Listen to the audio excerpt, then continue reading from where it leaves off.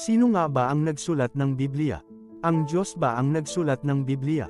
Or tao, ang nagsulat ng Biblia?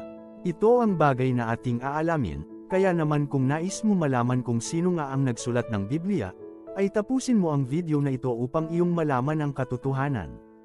May mga tao na hindi naniniwala sa Biblia, dahil sinasabi nila na ito ay sulat lamang ng tao, at may mga mananampalataya naman na naniniwala na ang Biblia ay Diyos mismo ang nagsulat nito. Upang atin itong malaman sama-sama natin itong alamin na gamit lamang ang salita ng Diyos, upang tayo ay makasiguro na ito ay katotohanan lamang na mula sa salita ng Diyos. Sino nga ba ang nagsulat ng Biblia? Tignan natin ang sinasabi sa 2 Timothy chapter 3 verse 16, ang lahat ng kasulatan ay kinasihan ng Diyos, at nagagamit sa pagtuturo ng katotohanan, sa pagtatama sa maling katuroan, sa pagtutuwid sa likong gawain at sa pagsasanay para sa matuwid na pamumuhay. Amen. Dito ay malinaw na sinabi na ang banal na salita ng Diyos ay kanyang kinasiyahan at ito ay magagamit for teaching, correcting, rebuking and to be trained for righteousness. At paano ito naisulat ng Diyos?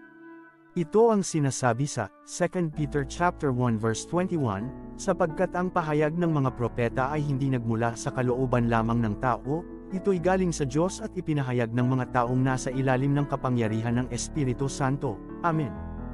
Dito ay nalaman natin na ang Biblia ay isinulat ng Diyos, gamit ang mga propeta na sinasamahan ng banal na Espiritu, at kanila itong isinulat through the inspiration of the Holy Spirit at hindi mula sa kaisipan ng tao. Amen. At ang salita ng Diyos ay atin itong mapaniniwalaan at mapanghahawakan dahil ang Diyos ay tapat at hindi sinungaling.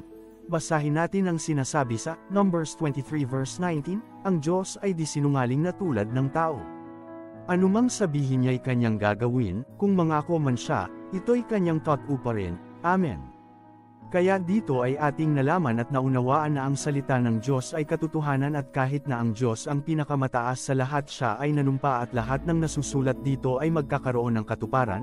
Basahin natin ang sinasabi sa Isaiah chapter 14 verse 24, sumumpa ang Panginoon, na makapangyarihan sa lahat, mangyayari ang aking balak, matutupad ang aking layon. Amen.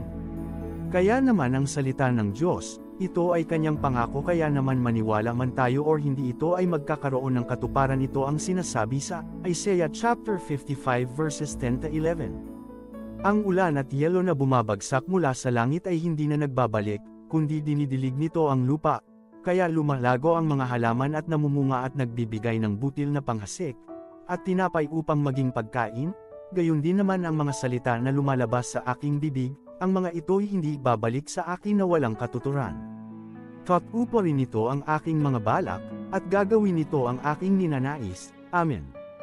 Though this ay nalaman po natin na ang Biblia ay isinulat ng Diyos gamit ang mga propeta at apostle, na kanyang lingkod ay ito ay isinulat nila through the inspiration of the Holy Spirit at hindi mula sa kaisipan ng tao, at nalaman at naunawaan natin na ang salita ng Diyos ay ating mapanghahawakan at dapat na paniwalaan dahil ang Diyos ay tapat sa kanyang pangako. At pag siya ay nangako, sigurado na ito ay magkakaroon ng katuparan. Amen. We hope and pray na naunawaan po ito natin. At para mas lumalim ang ating kaunawan sa salita ng Diyos, we invited everyone for free online Bible study and theology for free. If you are interested, comment I'm interested. Thank you.